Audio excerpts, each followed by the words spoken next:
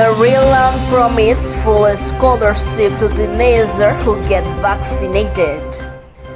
More Afghan arrives in Turkey after robbery by Taliban violence. Good evening, viewers. Welcome back to TV Education Timor. Today is 6th of August 2021. I'm Dercely Lifania. Happy gathered with us in the Voice of America News. Well, let's begin the news for today.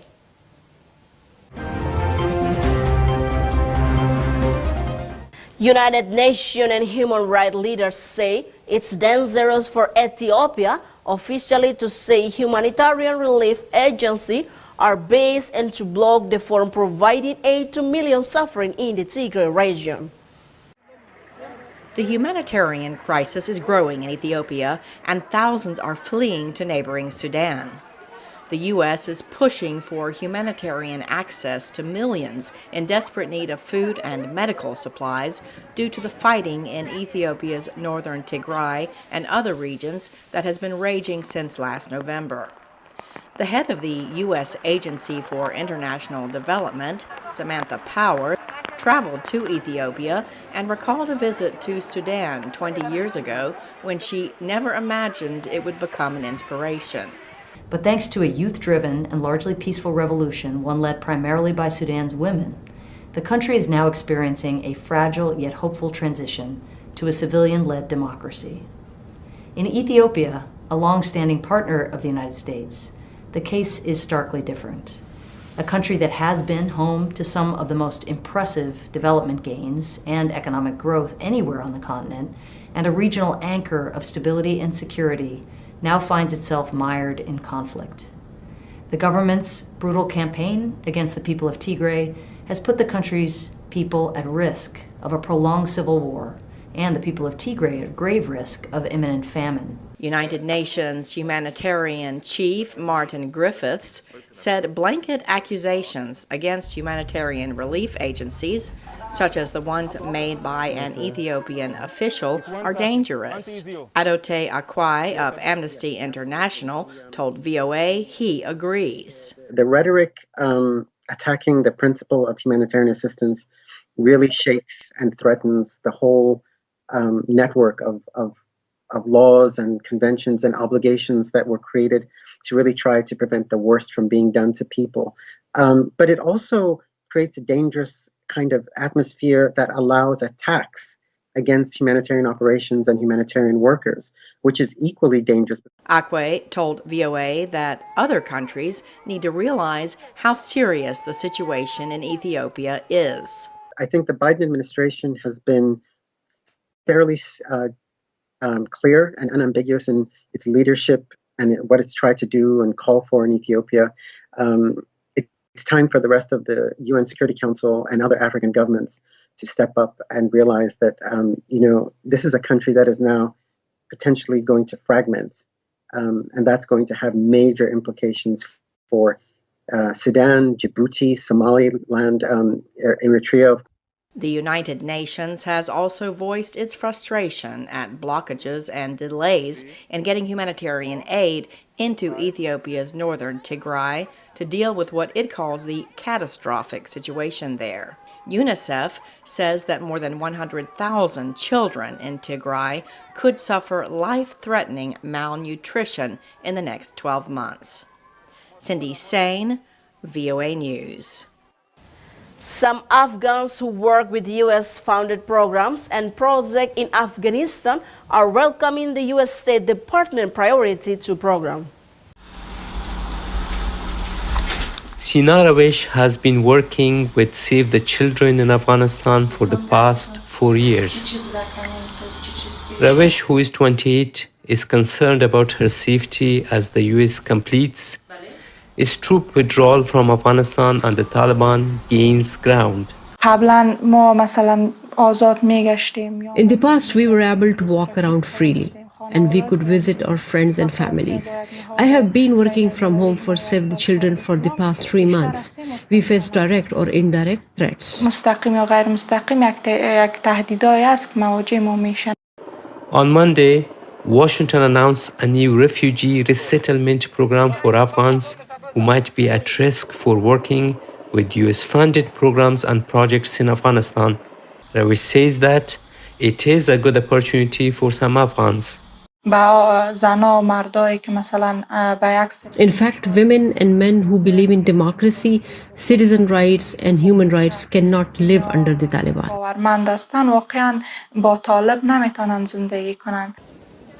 But others warn the program would accelerate the brain drain of young, educated Afghans from the country. The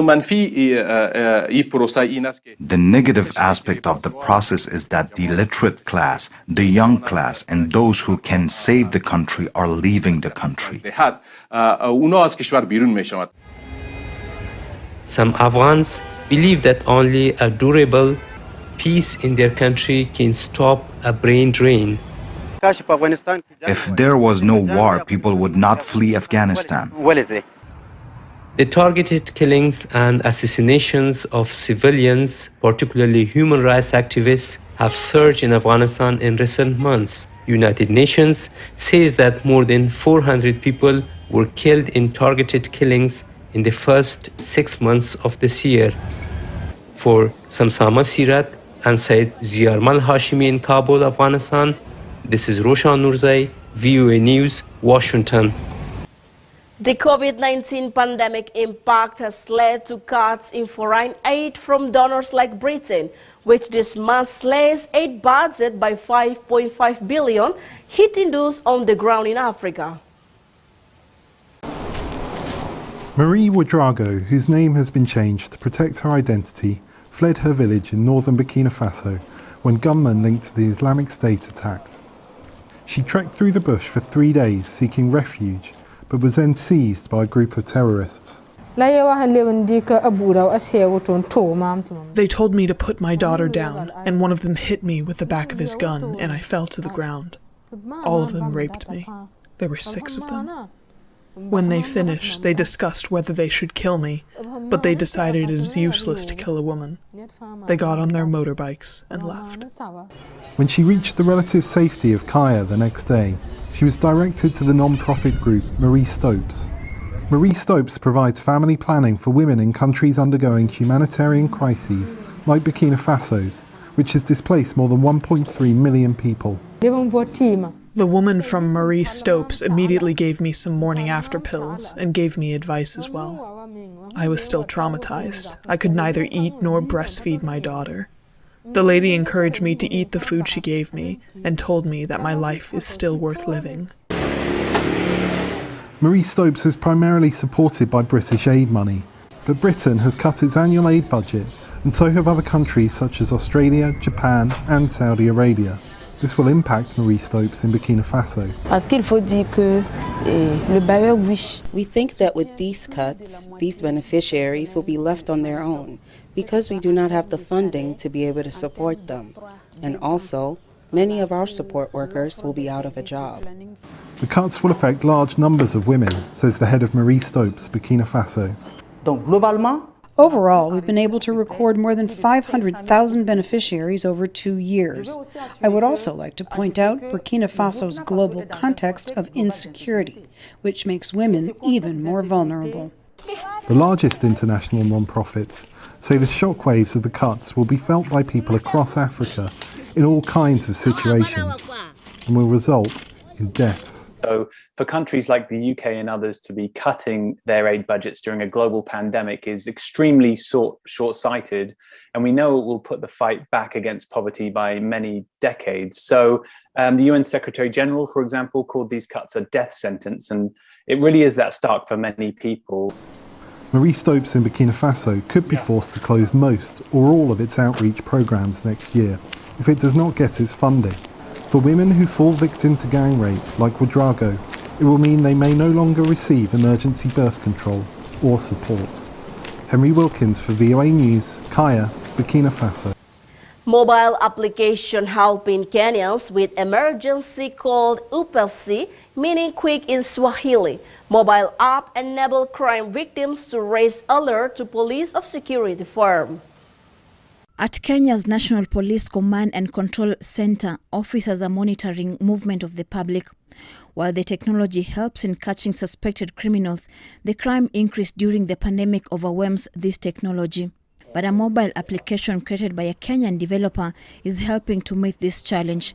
Called Upesi, meaning quick in Swahili, the mobile app enables crime victims to raise alerts to police or security firms. It's on your phone, meaning it's mobile. The response comes to you anywhere you are. It's not fixed. And the coverage is huge because we have a large network of providers. So all the user needs to do is to go on the phone and trigger an alert or click the phone's power button at least 4 times in order to get emergency.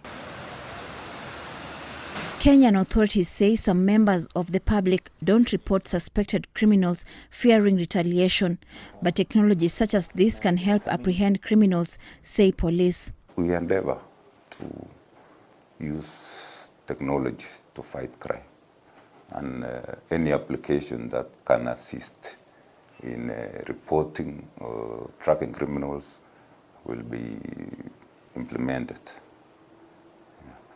Technology is key in fighting crime. Anthony Murithi, who lives with disabilities, is among the millions of Kenyans who could be targeted by criminals as the COVID-19 pandemic continues to disrupt livelihoods. As a person with a disability, my security is to a large extent compromised because I cannot put up a fight. So I needed something that is going to give me a unit, like to say, to be there for me in case of any danger. In a 2021 report, the UN Congress on Crime Prevention and Criminal Justice found that the pandemic is putting a strain on authorities' capacity to detect, prevent and combat crime. Kenya's security officials hope that technology will make a difference in crime prevention. Victoria Amunga for VOA News, Nairobi. U.S. troops are nearing completion of withdrawal from Afghanistan. Experts say Afghan women and children face perilous future. Aras Sabadi for VOA TV Education Timor.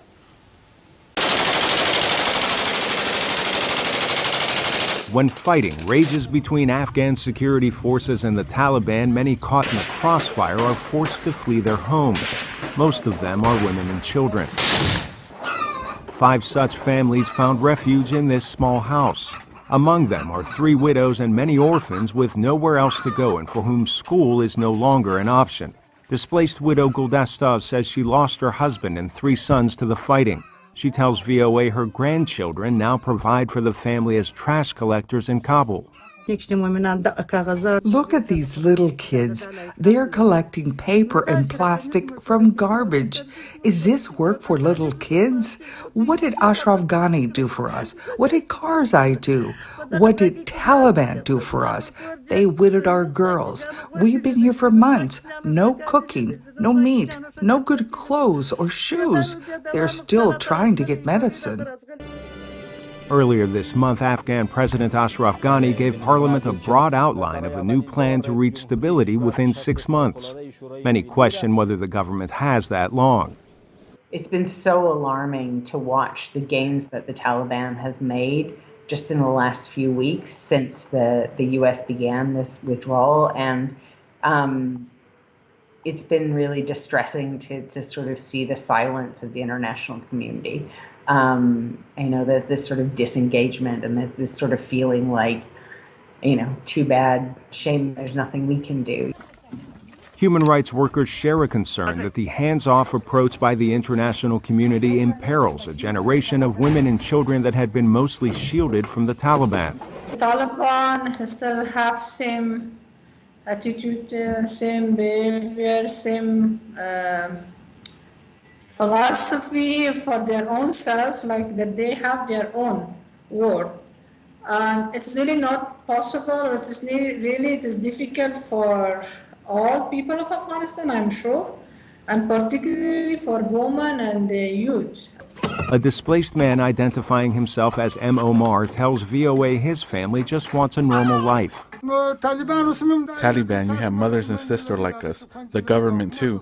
You have families and mothers and sisters. For God's sake, stop the fighting. For the sake of the holy book, stop the fighting. If there is no war, we can go home and work to provide for our families. We left everything behind. These displaced Afghans say the Taliban set landmines around the homes they fled. They say their children lost limbs. They joined the millions of Afghans displaced in and out of their home country. Arash Arabasadi, VOA News. At least 3 people died and dozens were injured after 2 trains collided in Western Czech Republic on Wednesday, 4th of August.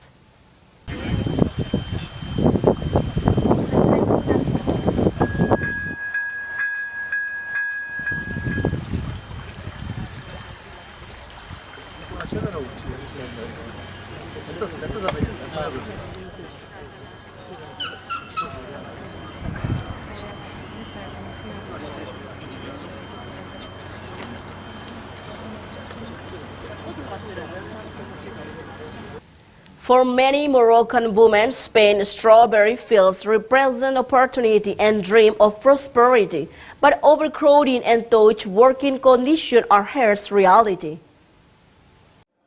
The Spanish explorer Christopher Columbus set sail for America in 1492 from Palos de la Frontera. Today, the port town is a destination for many migrant workers. The region is famous for the production of strawberries. Some 250,000 tons of the fruit are exported from here to Europe and across the world. Seasonal workers are brought over from North Africa on official programs. Most are women. In the strawberry fields, thousands of women are brought over the Mediterranean from Morocco to pick the fruit. Many cannot read and write. Campaign groups and labour unions have filed complaints about their working conditions.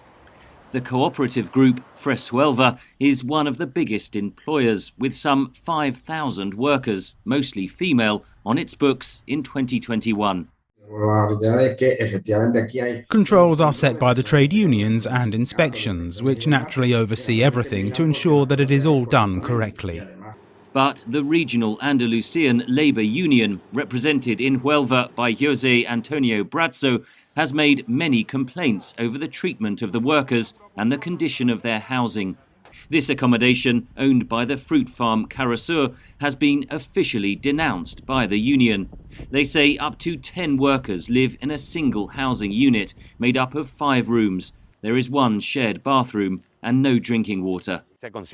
In no country in Europe is this allowed. They would close the company, but not here. Here it is denounced and nothing happens. Carasur denied the housing was in poor condition, but did not reply to repeated requests for further comment.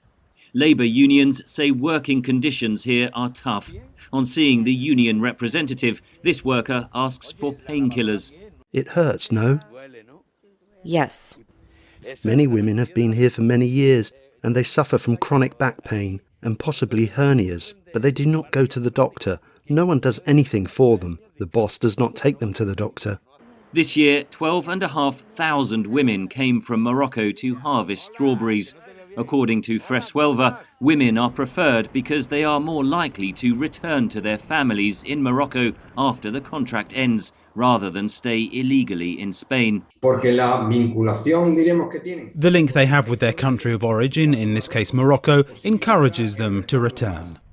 Outside the strawberry farms in public areas, there are informal settlements where undocumented migrants wait for illegal offers to work on farms. They live with no water or electricity. Fires occasionally break out. A recent blaze here claimed the lives of 2 people. Most of Huelva's annual strawberry crop is exported to Europe, where the consumers are often unaware of the toil and sacrifice that goes into each box. Henry Ridgewell in London and Alfonso Beato in Huelva, Spain, for VOA News. Maryland promised for a scholarship to teenagers who get vaccinated. The state of Maryland $1 million scholarship lottery called VaxU aims to encourage young people to get their COVID-19 vaccines. The state of Maryland's $1 million scholarship lottery called VaxU aims to encourage young people to get their COVID-19 vaccines. The promotion offers vaccinated residents ages 12 to 17 a chance to win one of 20 scholarship prizes to pay for tuition and fees at a public four-year college or university. Similar lotteries are being organized in New York, Ohio, Michigan, Colorado, and other states. In Louisiana alone, more than 750,000 people have registered for the scholarship lottery in that state.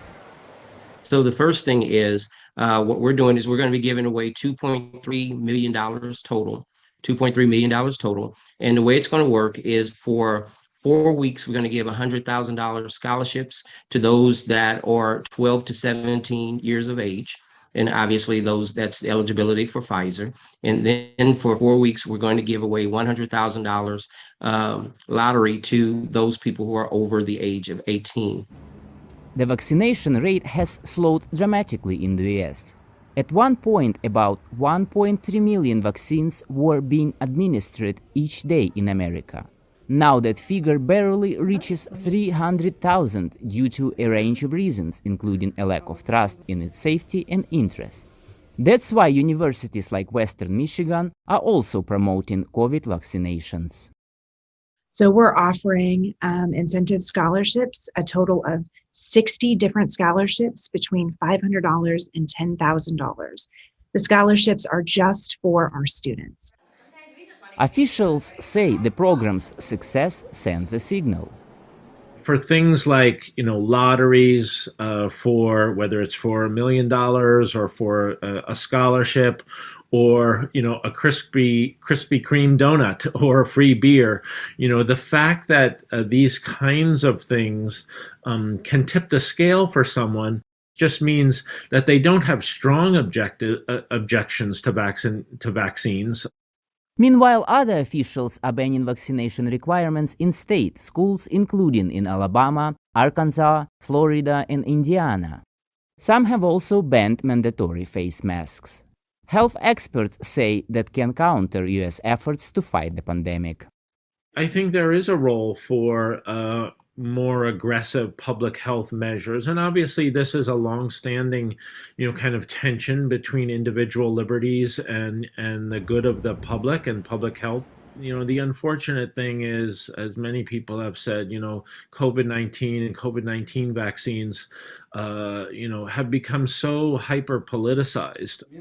Some state officials are hoping offering up some prizes will be enough to get past anyone's political inclination when it comes to getting a vaccine.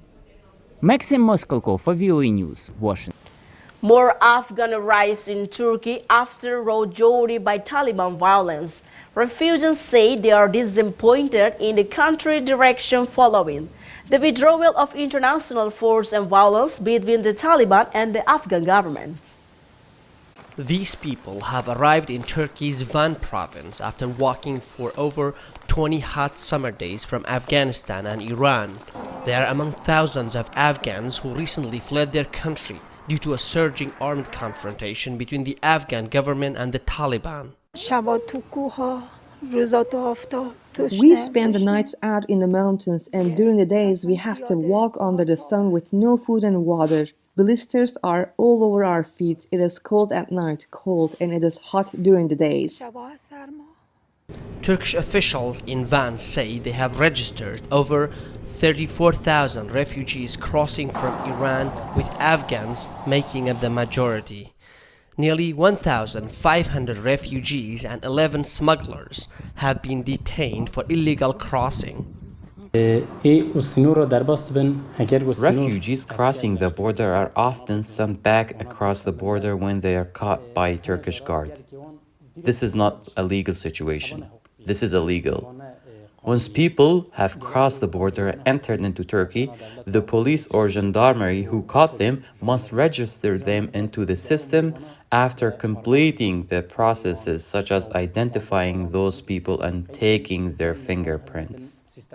VOA has learned that smugglers often transfer the Afghans at night from dangerous routes across Pakistan's Balochistan province into Iran and then to Turkey. Children are most vulnerable in this journey toward the final destination, Europe. We walk the whole night without knowing where we are going. We walk through the deserts and roads. The stray dogs were wandering around us. The kids got really scared. The dogs chased us and we were this much close to grabbing the kids. We went to a mosque and slept for 2 hours and then hit the road again. May God help us. Nearly 3 million refugees and asylum seekers in the world are Afghans. The International Organization for Migration estimates that the number of Afghans crossing the border illegally has increased by 30 to 40% since May, when international forces began withdrawing from Afghanistan and the Taliban increased its attacks. The Taliban raided our village. They burned down all our houses. They burned everything. They burned our farms and all our products, including our orchards and grain fields. The new refugee influx comes as the US is set to withdraw its troops from Afghanistan by August 31st. With the US gone and the Taliban capturing more territory, it remains unclear if the militants will agree on a peaceful resolution to the conflict with the Afghan government. For Arif Aslan reporting from Van, Turkey, this is Namu Abdullah, VOA News, Washington.